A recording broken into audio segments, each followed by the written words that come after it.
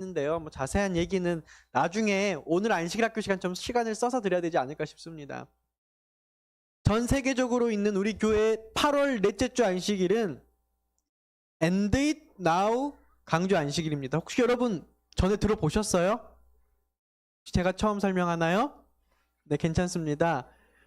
무엇이냐면 교회 내에 폭력, 학대 방지를 강조하는 이런 안식일입니다. 그래서 오늘 조금 그에 맞는 설교를 여러분들에게 또 선포하고자 합니다. 제목은 가서 내 양을 찾으라. 누가복음 19장 10절 말씀에 인자가 온 것은 잃어버린 자를 찾아 구원하려 함이니라고 말씀하셨습니다. 잃은 양에 관한 예수님의 비유는 마태복음과 누가복음에 나와 있습니다. 마태복음 18장과 누가복음 15장에 나와 있는데요. 이 비유는 목자가 길 잃은 양을 어떻게 행동해서 찾고 있는지에 대해서 설명하는 이야기들이에요. 그리고 양을 찾았을 때 그 목자가 얼만큼 기뻐 큰 잔치를 벌이는지에 대한 이야기입니다. 지금 오늘 조금 전에 우리 수석 장로님의 그런 목사님 잠깐만 제가 좀 소개하는 시간을 갖겠습니다 라고 말을 해서 이렇게 소개하는 시간은요, 우리 입장에서 잃어버린 바 되었던 우리 한 선생님이 어떠한 섭리를 통해서 하나님의 성전으로 찾아왔고 일주일이 지난 오늘 또 찾아온 것에 대한 굉장한 기쁨입니다. 그 일에 함께 동역하는. 그것을 아직은 잘 이해하지 못할 수도 있고 그런가 보다 하실 수 있는데 그러한 기쁨의 표현이에요. 이 단순한 기쁨뿐만 아니라 잃어버린 것을 되찾은 기쁨, 그리고 그것이 바로 하나님의 크신 사랑이라는 것을 상징하는 이야기들입니다. 특히 누가복음에서는요, 예수님께서 잃어버린 자녀들을 간절히 찾으시는 하나님의 마음을 그리고 있습니다. 누가복음 15장 3절로 6절 말씀을 제가 읽겠습니다. 예수께서 그들에게 이 비유로 이르시되 너희 중에 어떤 사람이 양 100마리가 있는데 그 중에 하나를 잃으면 99마리를 들에 두고 그 잃은 것을 찾아내기까지 찾아다니지 아니하겠느냐. 또 찾아낸즉 즐거워 어깨에 메고 집에 와서 그 벗과 이웃을 불러 모으고 말하되 나와 함께 즐기자. 나의 잃은 양을 찾아내었노라 하리라. 아멘. 마태복음에서 예수님은 양을 잃지 않는 것이 하나님의 뜻이라는 중요한 말씀을 하십니다. 18장 14절에 이와 같이 이 작은 자 중에 하나라도 잃은 것은 하늘에 계신 너희 아버지 뜻이 아니라 라고 말씀하셨습니다. 그러나 예수님께서는 그 양이 왜 길을 잃었는지에 대해서 구체적으로 말씀하시지 않습니다. 아마도 그 이유는 여러 가지일 수 있기 때문일 것입니다. 어떤 양은 무리의 뒤에서 풀을 뜯다가 이동하는 것을 놓쳤을 수도 있고요. 또 다른 양은 다리에 부상이 생겨서 다리가 아파서 따라가지 못했을 수도 있습니다. 혹은 어떤 호기심으로 인해서 이 목자가 돌보는 곳을 넘어가서 저기에는 뭐가 있을까? 저기에 가면 무엇이 있을까라는 호기심으로 또 길을 잃어버렸을 수도 있습니다. 여러분 한번 상상해 보시겠습니까? 그렇다면 그 무리에서 떨어져서 외로움과 두려움을 떨고 있는 양의 그 마음 어떠했을까요? 지난주인가요? 지지난주에 저희가 휴가를 갔다 와서 아이들과 여러 놀이동산이나 이런 곳을, 서울 사람이 얼마나 많고 복잡한 곳을 이렇게 다녔는데요.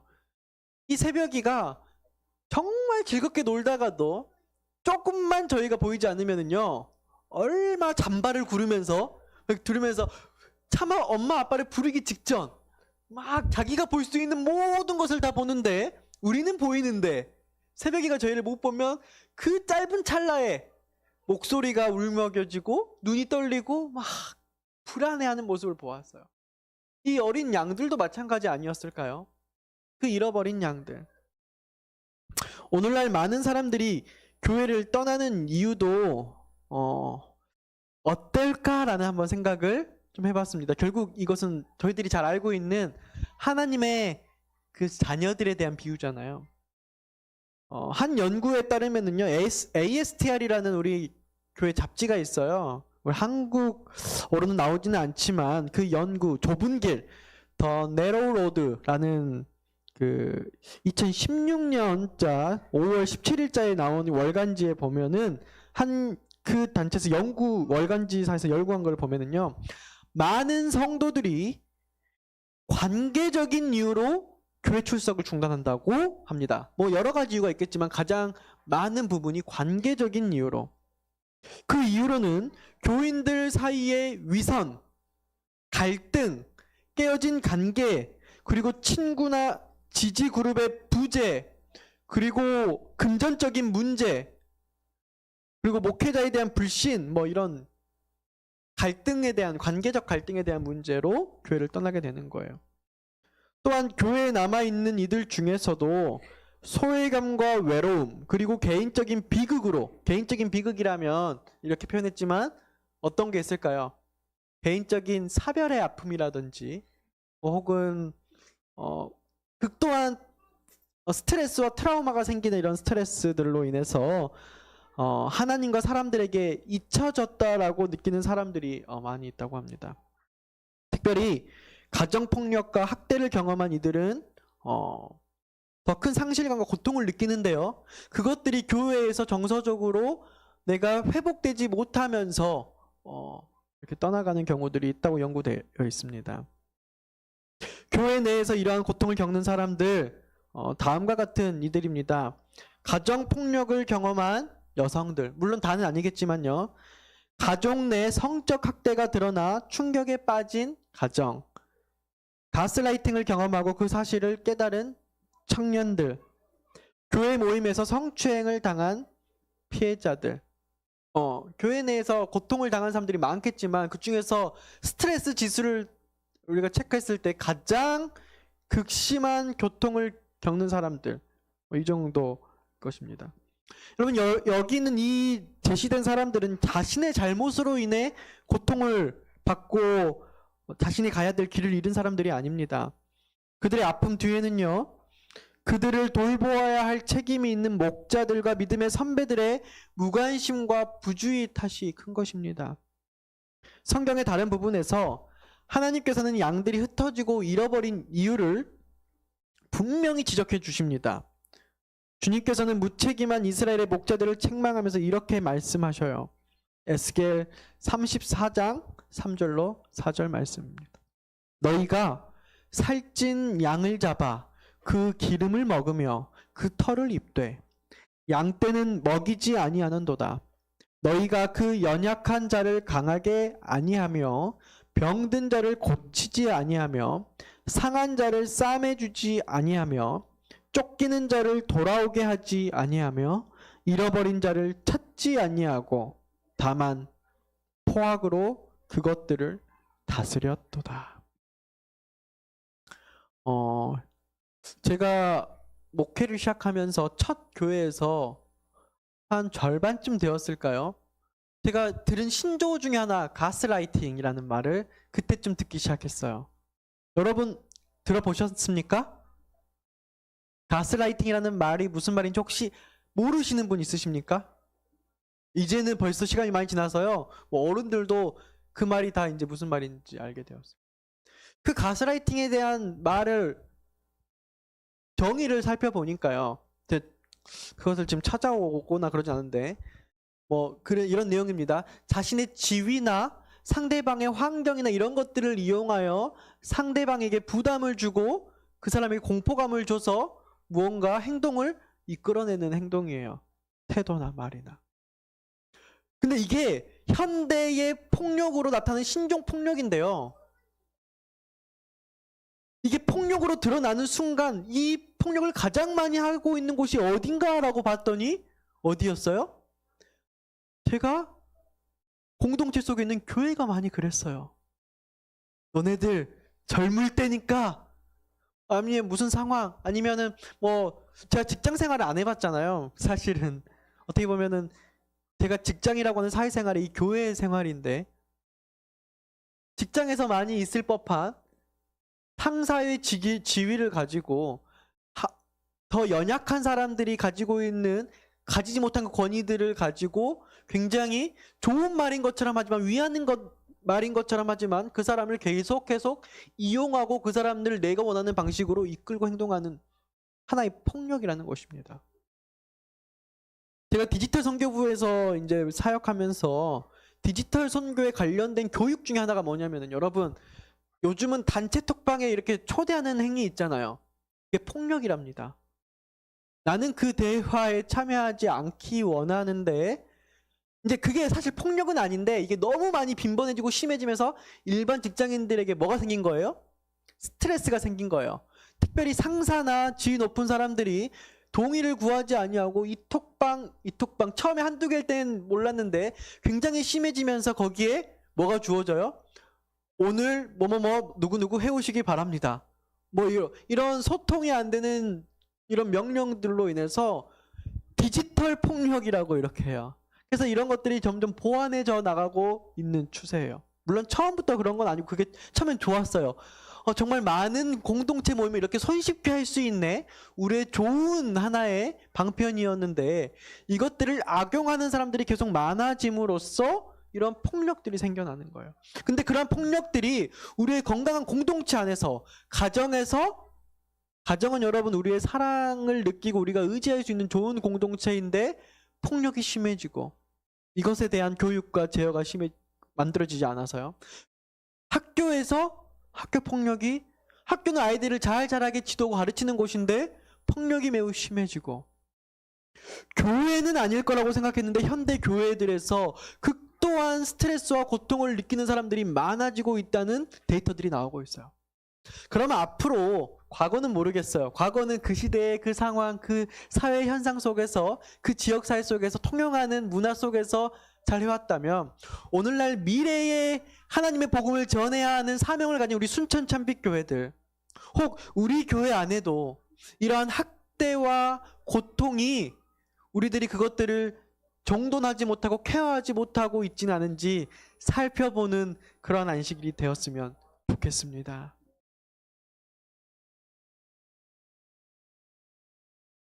헨리 크라우드와 존 타운센드 박사의 책 How People Grow, 사람이 어떻게 성장하는가라는 책에서 그들은 말하기를 개인의 성장에 공동체가 아주 필수적이라고 말합니다. 그러니까 내 자기 개발을 하기 위해서 공동체가 없이 나의 개발을 하는 것이 아니라, 오늘 안식일 학교 시간에 우리 윤서 집사님께서 말씀하셨던 것처럼 함께 미국에 가는 그런 생활이 굉장히 어려울 것을 예상했음에도 불구하고 그곳에 가서 오히려 그게 아닌 더 나아가 즐거움과 기쁨을 누렸다고 해요. 내가 무언가를 성장하는 데는요, 공동체가 필수적입니다. 하나님의 계획에는 다른 사람들과의 관계가 포함되어 있습니다. 나와 하나님과의 관계만을 통해서 하나님께서 저희 성장을 이끄시는 게 아니라요, 하나님과 나의 관계에는 반드시 우리가 세상에서 타인들과 갖는 관계가 포함되어 있어요. 우리도 다른 이들의 성장과 회복에 때로는 중요한 역할을 하는 것입니다. 지난 시간 안식일 이게 여유가 돼서 우리 한 본부장님과 어떻게 보니까 우리가 저녁 먹고 그 이후까지 대화를 했어요. 여러 대화를 했는데 그 대화 중에 하나가, 나는 무슨 말을 해도 무슨 대화를 해도 우리가 여러 가지 서로 주고받는 대화를 했을 거 아닙니까? 그 모든 대화가 어떻게 생각되냐면 이것이 어떻게 돈의 흐름이 될까로만 생각이 되신대요. 예. 이것이 어떻게 보면 이제 금융업에서 일하시니까요.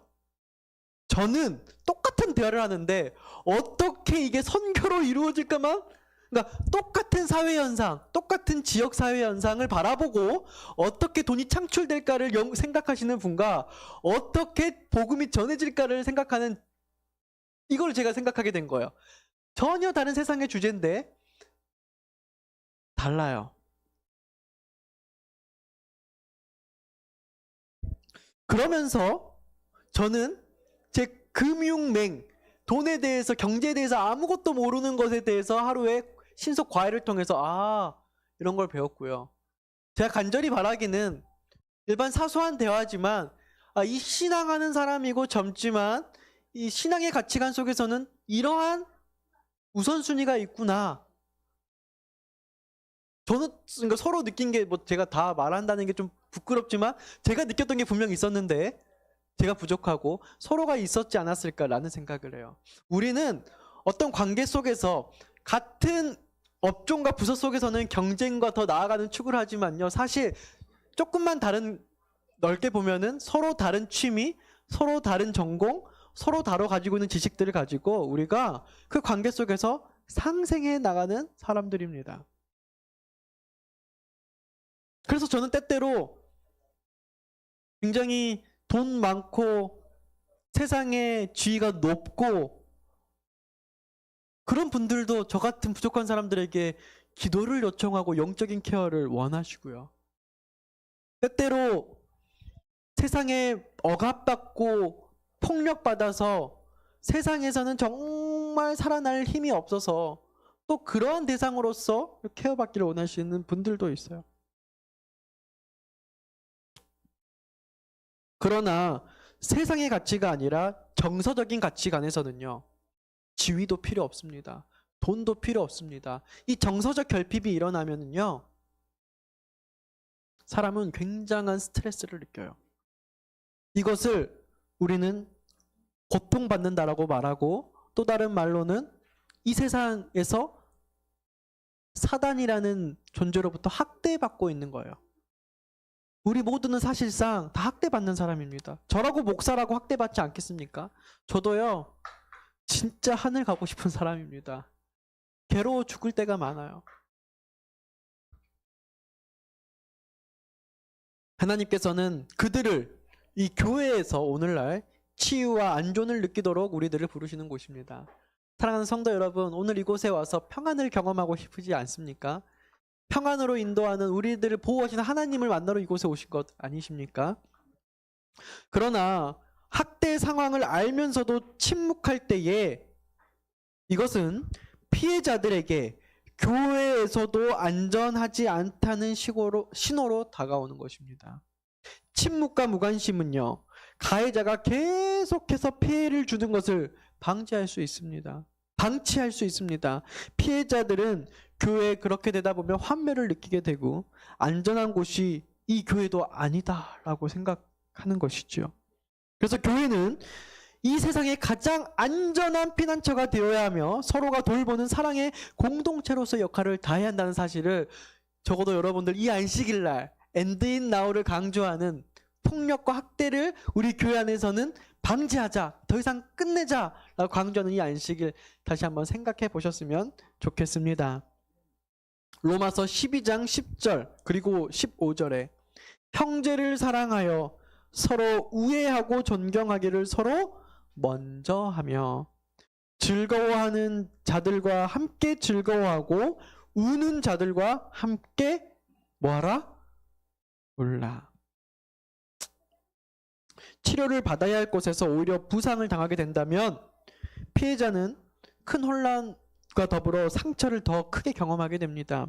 특히 교회라는 곳은요, 사랑과 돌봄을 제공해야 할 공간에서 상처를 입는다면 이것은 매우 심각한 잘못이고 하나님께서 이 교회에 원하지 않은 것이라고 생각합니다.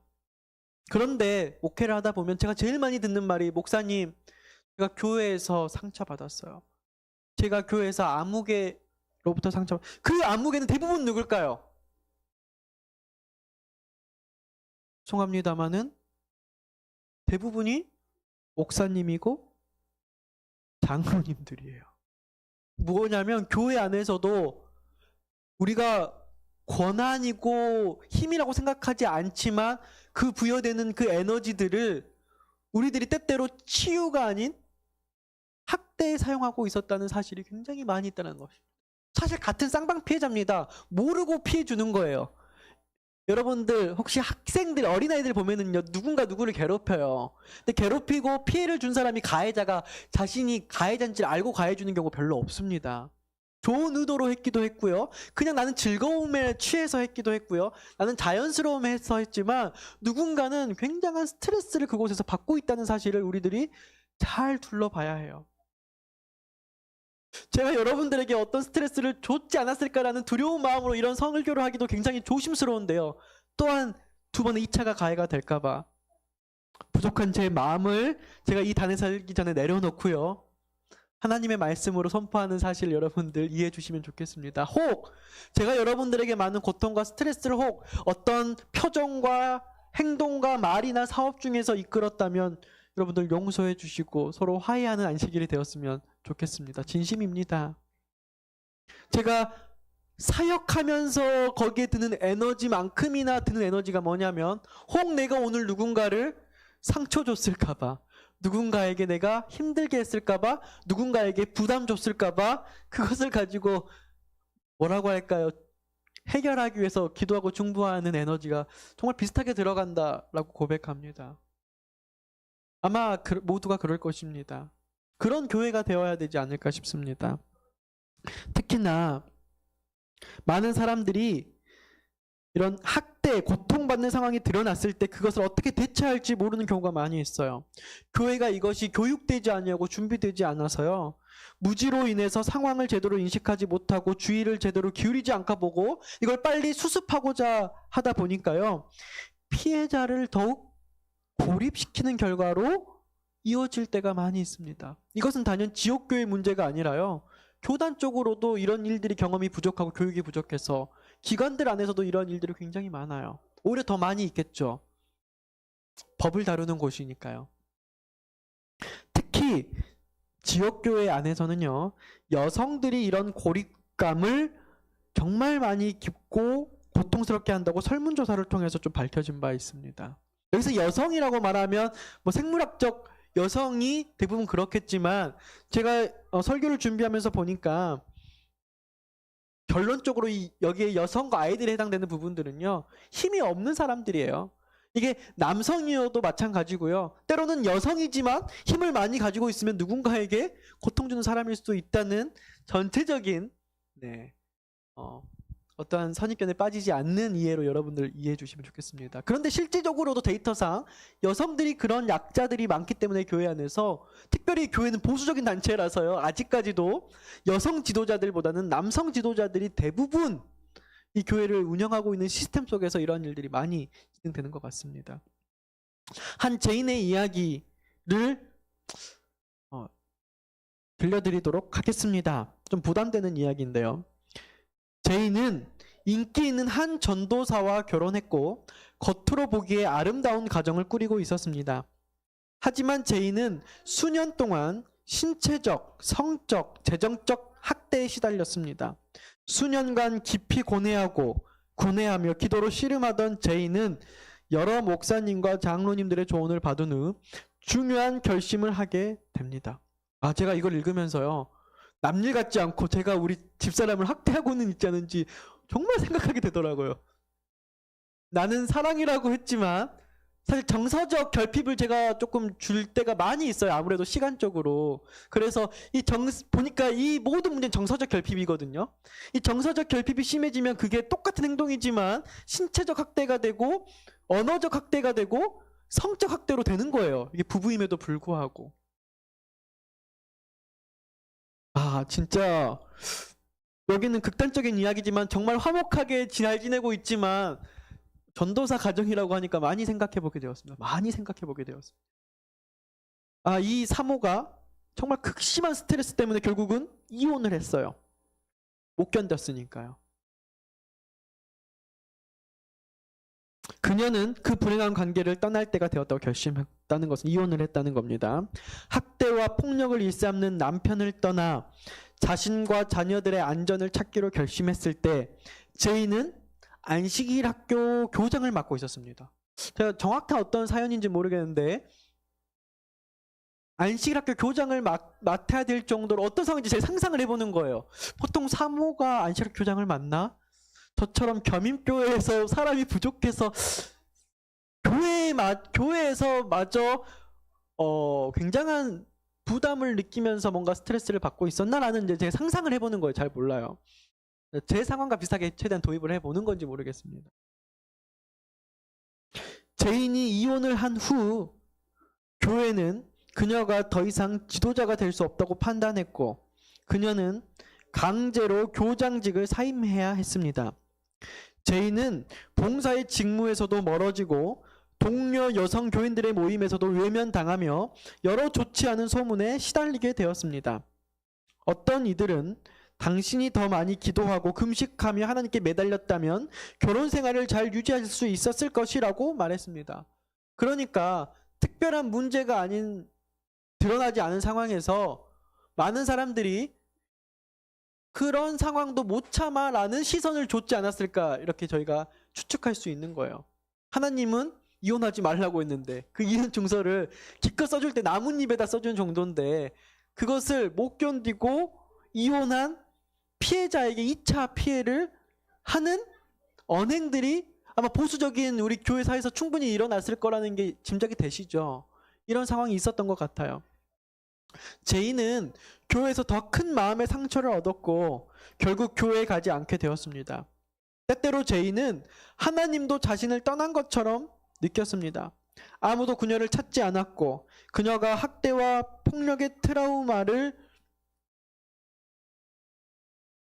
극복하고 살아남기 위해서는 보호와 사랑의 손길이 필요하다는 것을 깨닫는 이들도 없었습니다. 교회에서 상처가 회복되기는커녕 더 악화되는 것을 견딜 수 없었던 그녀는 결국 교회와 담을 쌓게 되었습니다.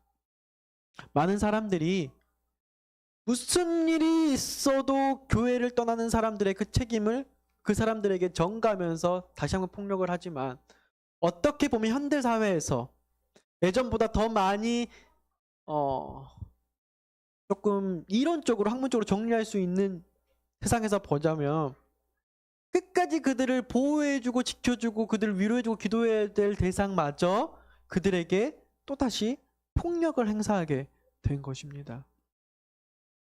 이러한 상황은 많은 가정폭력 피해자들이 실제로 겪는 현실입니다. 피해자들은 주변 사람들의 속삭임과 거리를 두는 태도로 인해 더 큰 고통을 느껴요. 한때 가까웠던 사람들과 멀어지는 감정은 학대만큼이나 견디기 어려운 스트레스를 준다고 합니다. 그러니까 내가 한때 누구와 정말 가까웠던 관계인데 어떠한 사건을 통해서 특별히 나의 잘못이 아닌 사건으로 인해서 그 관계가 멀어진다는 것은요, 굉장한 스트레스를 주는 거예요. 고통을 주는 거예요.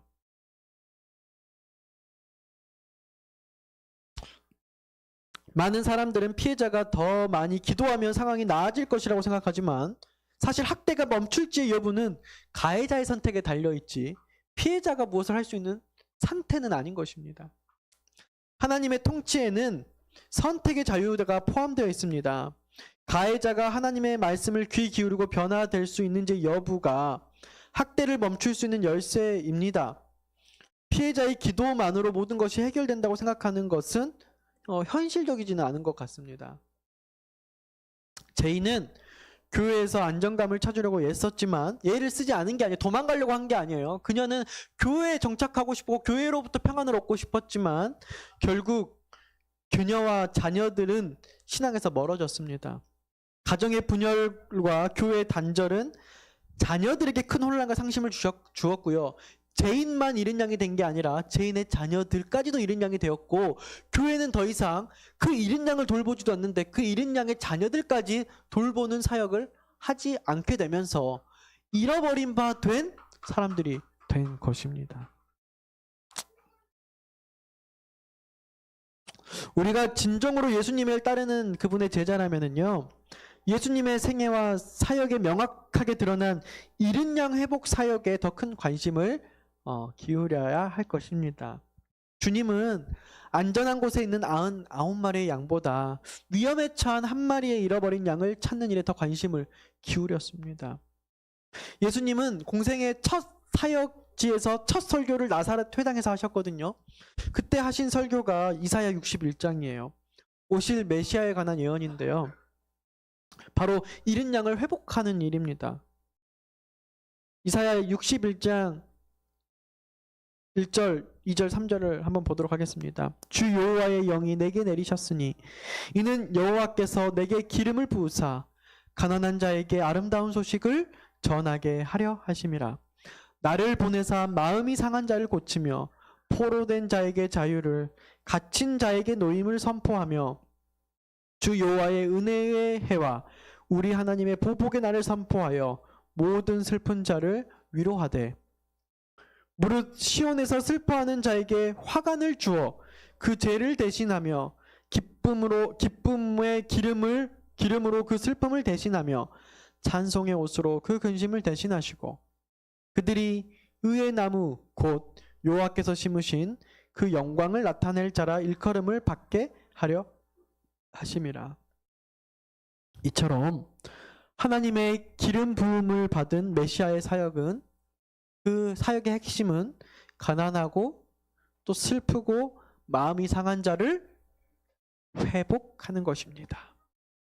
우리는 이 회복, 히브리어로 슈브라고 하는 이 회복의 메시지를 가진 교단입니다. 에덴으로의 회복, 무너진 성벽을 다시 쌓으라는 중권령으로부터 기한점이 된 회복의 명령을 받은, 그리고 회복으로 가기 위해, 회복을 전하기 위해 희망을 전파하는 사명을 가진 자들입니다. 우리 하나님은 길을 잃고 상처받은 이들에게 다가와 응답하시는 분이세요. 시편 147편에도 그러한 주님의 모습을 나타내고 있습니다. 여호와께서 예루살렘을 세우시며 이스라엘의 흩어진 자들을 모으시며 상심한 자들을 고치시며 그들의 상처를 싸매시는도다. 우리 구주 예수님이 그러셨듯이 교회가 학대를 결코 용납할 수 없는 행동으로 단호하게 대처할 때에 이는 상처받은 이들에게 하나님의 사랑과 친절을 보여주는 중요한 증거가 된다는 사실을 여러분들 기억해 주시면 감사하겠습니다. 또한 교회의 이러한 대응은 학대를 경험한 사람들의 치유를 돕는 데 아주 큰 힘이 된다는 사실을 여러분들 기억하여 주시면 감사하겠습니다. 바나그룹의 연구에 따르면은요, 이 여성들이, 그러한 학대받은 여성들이 교회를 떠나는 주요 이유 중에 하나는 교회에서 정서적 지원을 못 받았기 때문이에요. 금전적 지원도 아니고 어떠한 도움 사업도 아니에요. 정서적 지원이에요.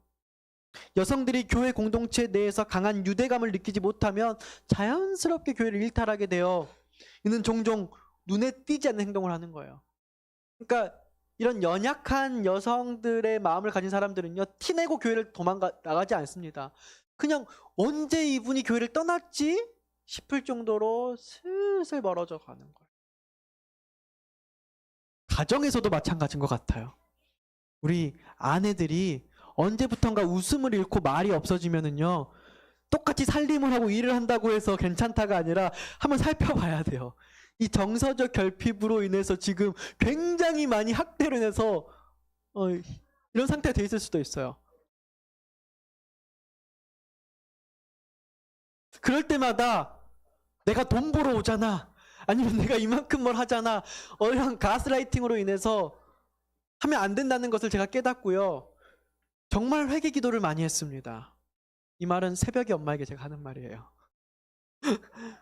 그렇더라고요. 제가 정말 충실한 종이라고 착각하면서 하나님을 위해 살면서도 이런 누군가를 학대하는 정말 큰 모습에서는 어떤 것을 회복시키는 일을 하는 반면, 내가 알고 있는 내 가정, 내 동생들, 내 친구들에게는 굉장한 정서적 학대를 장남의 지위로서, 남편의 지위로서, 때로는 하나님 일하는 사람이잖아 라고 하는 어떤 대의 명분을 가지고 어떤 사람들에게 스트레스를 주고 있다는 사실을 제가 조금 돌아보게 되었습니다. 오늘 이 시간 우리가 단순히 주먹으로 때리고 무언가를 하는 것을 넘어서 우리가 가지고 있는 어떠한 지위와 우리의 어떠한 것을 통해서 우리가 누군가를 억압하고 학대하고 그들의 이야기를 들어주지 아니하고 뭔가를 이렇게 하고 있는지 살펴보는 시간이 되었으면 좋겠습니다. 이 남아공의 성직자이면서 사회운동가인 데스몬드 투투 아시는지 모르겠습니다. 몇 년 전에 돌아가셨죠. 그분이 말씀하신 유명한 말 중에 하나는 이러한 말이 있는데요. 불의한 상황에서 중립을 지키는 것은 실제로 억압자 편을 드는 것과 같다. 죄라는 것입니다. 학대는 교회가 침묵할 수 있는 주제가 아닙니다. 지난 시간에 제가 정직에 대해서 설교를 했는데 이어서 지금 우리 주변에서도 매일 이 여성 혹은 어린이 혹은 상대적으로 약한 사람들의 상처받고 죽어가고 있고 그걸 견디고 있기 때문에 괜찮다라고 생각하는 이때에 이러한 폭력의 현실을 이해하고 교회가 피해자를 위한 피난처와 치유의 장소가 될 수 있도록 준비하는 것이 바로 오늘날 현대교회 교회가 문을 열고 존재하는 중요한 이유 중에 하나라고 생각해 주시면 좋겠습니다. 이렇게 예배를 안 드리는 것도 중요하지만 그들을 치유할 수 있는 공동체가 되어야만 합니다. 신앙 공동체 내에서 이루어진 가스라이팅, 학대, 성폭력 등은 매우 슬프고도 큰 문제입니다. 여러분, 제가 조금 강조하는 이유는 제가 다 고백할 수 없지만 제가 사역하는 동안에 제가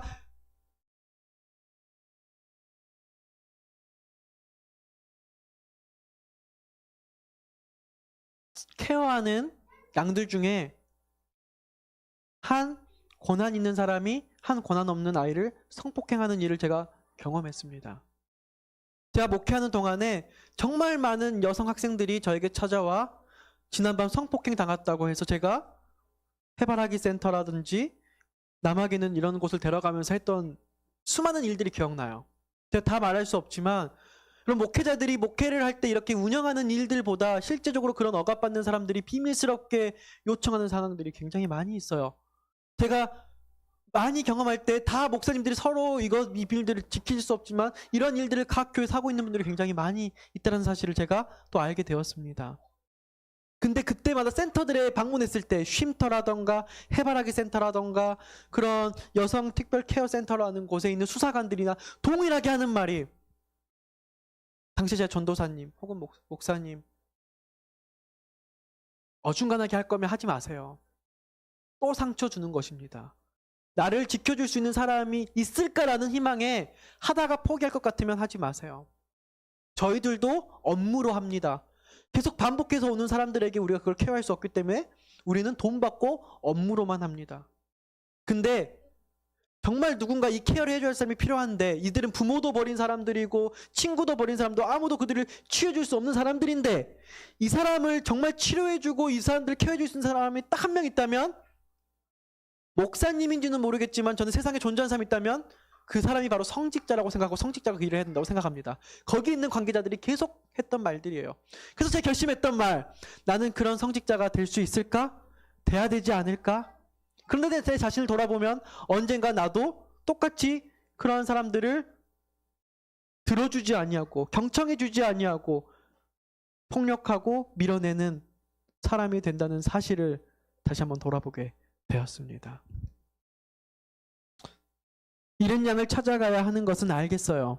그런데 이른 양을 찾기 위해 어떻게 해야 될까요? 간단합니다. 예수님의 비유에 나오는 목자 행동을 한번 보시면 되겠습니다.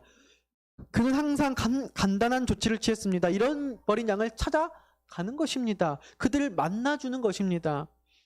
이 조한나 다니엘이라는 사람은 우리 교단 내에서 이러한 사람들을 치유하는 단체인 와운드 스칼스라는 설립자인데요. 이런 쪽의 전문가예요. 이런 방법들을 제시했어요. 그들과 함께 앉아 그들의 이야기를 들어준다. 그들이 경험한 바를 이야기로 전달할 수 있도록 기회를 제공한다. 편견 없이 그들의 말로 경청하여 판단이나 비판을 삼간다. 우리가 원하는 대로가 아닌 있는 그대로의 이야기를 들어준다. 우리의 의심대로 재해석하는 걸 원치 않는 거예요. 교회 행사에 초청하고 동행한다. 교회 함께 앉아 지지를 표시한다. 교회에 오기를 원하는 거예요. 그들이 함께 참여하기를 원하는 거예요. 그런 모임을 하기 위해서는 사실 교회 소그룹이 이런 분들을 위해서도 필요한 거예요. 어떻게 보면은 계속 사교 모임을 초대한다. 그들과 함께 있어주고 그들을 위하여 있어준다. 그냥 있어주는 거예요. 시간을 같이 보내주는 거예요. 근데 그게 많이 힘들죠. 근데 그 일을 하나님께서 다른 일들을 제쳐두고 하셨다라는 사실. 여러분들 아세요? 가는 교회마다 신기한 게 혹시 아시는지 모르겠지만 케어할 사람들이 있다면 케어 받을 사람이 꼭 있습니다. 어느 교회나 제가 보면. 세상 공동체는 없어요. 그런 사람들이 오지를 못해요. 오는 걸 불편해하는 걸 티내고 못 오게 하니까. 근데 교회마다 이상하게 케어받아야 할 사람들이 꼭 있어요.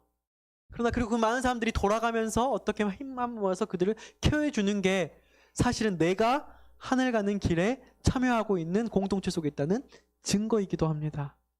그래서 우리가 약자들을 학대하지 아니하고 그들을 돌봐주어야 합니다. 시간이 많이 지나서 또 죄송합니다. 그냥 간략하게 좀 줄이도록 하겠습니다. 그렇다면 어떻게 도울 수 있을까요? 문제 상황을 인식한 뒤에는 다음과 같은 조치가 필요하다고 합니다. 피해자의 정신적, 신체적, 영적 건강을 회복하기 위한 계획을 교회가 세워주면 좋습니다. 학대와 폭력에 대한 무용납, 무관용 환경을 조성해야 합니다. 그 정도쯤이야. 그럴 수밖에 없었던 환경이지. 피해자에게도 잘못이 있었지. 이런 환경을 막아야 합니다. 폭력에 대해 아니오라고 말하고 지금 당장 폭력을 종식시키기 위해 함께 노력해야 합니다. 학대 피해자를 적극적으로 지원함으로 교회와 지역사회에서 일어나는 학대에 대한 침묵을 깨트립니다. 치유 과정을 도우며 끝까지 함께합니다. 이것은 제가 정리한 것은 아니고요. 아까 이 Wound to Scar이라는 단체에서 이런 일을 하고 있는 나름대로의 이 분야에 대해서 공부하시고 전문가이신 분이 우리 교회들에게 제시해준 방법입니다. 목자가 없으므로 그들이 흩어지고 흩어져서 모든 들짐승의 밥이 되었도다.